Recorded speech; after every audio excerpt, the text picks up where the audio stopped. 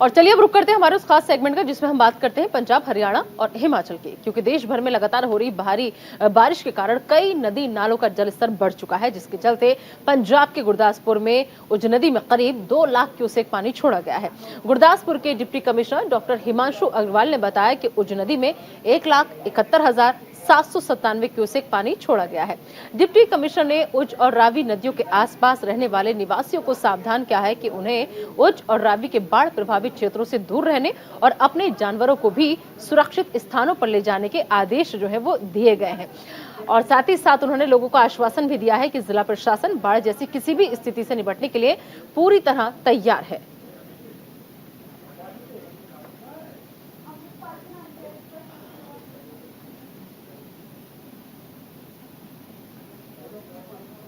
तो देश भर में भारी बारिश का कहर लगातार जारी है। आपको बता दें कि भारी बारिश से उफान पर नदी नाले हैं और इसी बीच प्रशासन जो है वो लगातार अलर्ट कर रहा है, क्योंकि उज नदी में आपको बता दें कि कई क्यूसेक पानी जो है वो छोड़ा गया है। तो देश भर में भारी बारिश का कहर और जिसकी वजह से नदी नाले तमाम उफान पर हैं। ऐसे में प्रशासन जो है वो लगातार राहत बचाव का कार्य कर रहा है। अलग अलग टीमें जो है वो तैनात की गई हैं।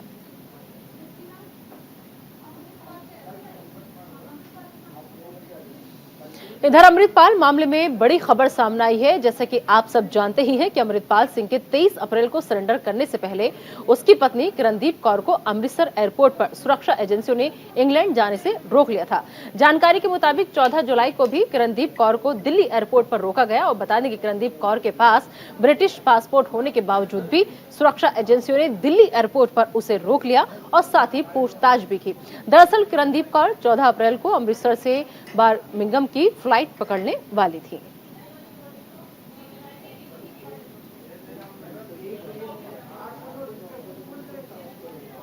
इस खबर पर ज्यादा बातचीत के लिए आइए सीधा रुख करते हैं। हमारे सहयोगी जसवीर सिंह इस वक्त हमारे साथ जुड़ चुके हैं। जसवीर, जिस तरीके से लगातार अमृतपाल सिंह की पत्नी को भी सुरक्षा एजेंसियां रोक रही हैं, लेकिन सिर्फ रोका जा रहा है या कुछ अहम जानकारी, कुछ अहम सबूत भी साथ लग रहा है?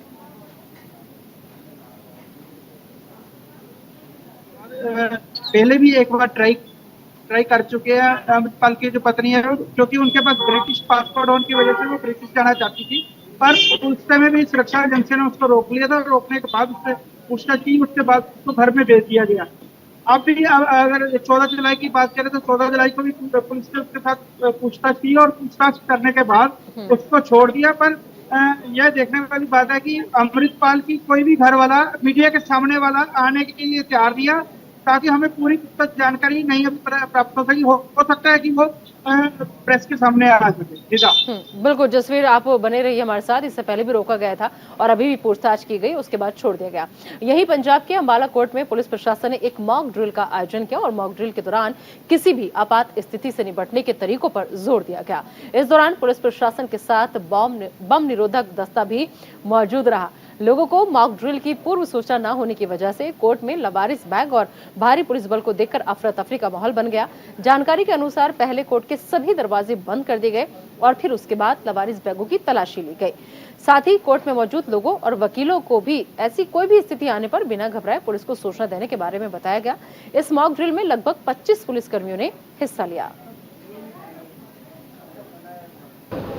देखिए, कोर्ट की सुरक्षा के लिए आज हमने हमारे द्वारा जो बम स्क्वाड की टीम है हमारी जिला अंबाला की, उसके द्वारा यहाँ कोर्ट कॉम्प्लेक्स में मॉक ड्रिल का आयोजन किया गया था, जिसमें हमें एक अनअटेंडेड बैग मिला था। उसको हमने प्रॉपर चेक किया कि अगर कोई इस तरह से कोई सस्पेक्टेड चीज़ मिलती है तो आप उसको ना छुएं, उसके बारे में हमें बताएं। तो उसके जैसे आप सूचना देंगे तो हमारी डिस्ट्रिक्ट की जो बम स्क्वाड की टीम है वो उसको आके प्रॉपर तरीके से उसको चेक करेगी और अगर कुछ हुआ तो उसको मौके पर डिफ्यूज़ किया जाएगा ताकि सभी लोगों की जानें बचाई जा सकें। हमारे सहयोगी जसवीर लगातार हमारे साथ बने हुए हैं। जसवीर, किसी भी आपदा से निपटने के लिए इस तरीके की मॉक ड्रिल कितनी जरूरी हो जाती है? क्या वाकई में इससे हम सीख पाते हैं या फिर बस एक खाना पूर्ति होती है ये? अगर हम बात करें प्रशासन की, तो प्रशासन अपनी तरफ से पूरी तैयारी करता है और आज जैसे अंबाला में देखने को मिला है कि उन्होंने एक मॉक ड्रिल की तैयारी की थी और कोर्ट से बाकायदा उन्होंने इसकी परमिशन भी ले रखी थी, पर लोगों को इस बात का पता नहीं था। जिसके बाद उन्होंने एक बैग मिला और लवारिस बैग मिला, जिसकी वजह से पूरा कोर्ट परिसर में अफरा तफरी मच गई। पर पुलिस ने वहां पे लोगों को और वकीलों को बताया कि अगर ऐसा कोई बैग मिलता है तो आप पैनिक ना करें, बल्कि पुलिस को बताएं और पुलिस आके उसको इसको पूरी देखरेख करेगी। और आज उन्होंने इस चीज पर बम दस्ता भी मंगाया हुआ था और लोगों को बताने के लिए पुलिस प्रशासन की तरफ से 25 पुलिस वाले भी उन्होंने बुलाए हुए थे। बिल्कुल ठीक है जसवीर, बहुत बहुत शुक्रिया इस तमाम जानकारी के लिए आपका। चलिए आगे बढ़ते हैं, पंजाब के अमृतसर की बात करेंगे, जहां के जंडियाला गुरु के पास एक स्कूल बस ने मोटरसाइकिल को टक्कर मार दी। टक्कर इतनी भयानक थी कि हादसे में मोटरसाइकिल चालक की मौके पर ही दर्दनाक मौत हो गई। मृतक के परिजनों ने बताया कि 30 मिनट की कड़ी मशक्कत के बाद मृतक को बस के नीचे से निकाला गया, जिसके लिए जेसीबी क्रेन की भी मदद ली गई। साथ ही परिजनों ने पुलिस से न्याय की मांग की है।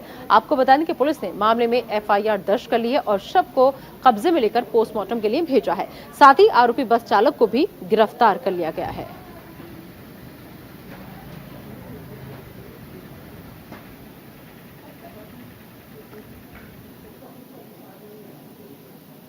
इधर पंजाब के पटियाला में रंगे शाह कॉलोनी में बाढ़ बारिश के चलते एक बड़ा हादसा हो गया। दरअसल तेज बारिश की वजह से एक मकान पूरी तरह से ढह गया। मकान की मिट्टी में मिल जाने से परिवार का रो रो कर बुरा हाल है। परिजनों ने पंजाब सरकार से मदद की गुहार लगाई है। आपको बता दें कि बाढ़ बारिश के कारण पटियाला के कई मकानों में दरार आ गई है। अब ये देखना अहम होगा कि ऐसी स्थिति में पंजाब सरकार क्या कदम उठाती है।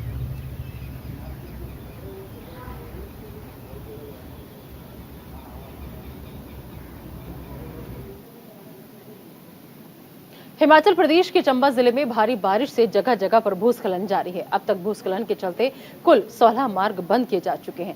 हाल ही में हेलीपैड के नीचे भूस्खलन होने की घटना सामने आई है, जिसके चलते बिजली की लाइन क्षतिग्रस्त हो गई और जिले के कई इलाकों में बिजली व्यवस्था ठप हो गई। आपको बता दें कि बिजली की सप्लाई बंद हो जाने से स्थानीय लोगों को काफी मुश्किलों का सामना करना पड़ रहा है। डलहौजी के अधिशासी अभियंता संजीव महाजन का कहना है कि वर्षा के बाद विभिन्न स्थानों पर भूस्खलन का खतरा बढ़ गया है।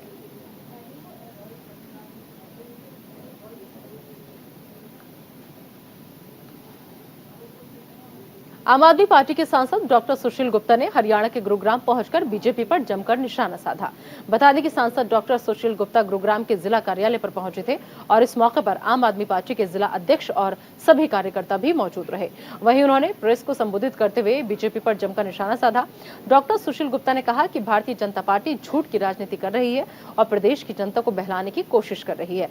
साथ ही उन्होंने ये भी कहा कि बीजेपी ने 9 साल में कोई विकास किया और हरियाणा में बेरोजगारी को नंबर 1 पर ला दिया।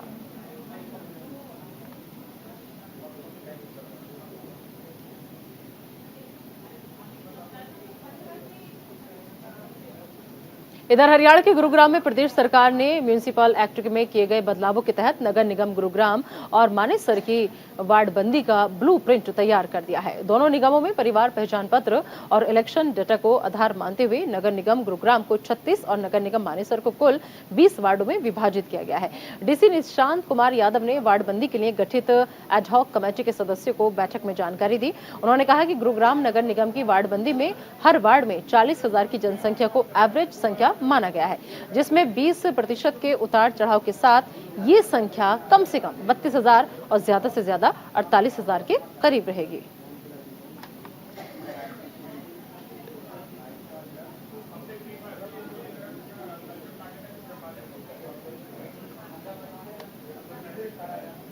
तो प्रदेश में वार्डबंदी का ब्लूप्रिंट जो है वो तैयार हो चुका है। फिलहाल हमारे इस खास सेगमेंट में अभी के लिए इतना ही। आप दीजिए इजाजत, बने रहिए न्यूज़ इंडिया के साथ।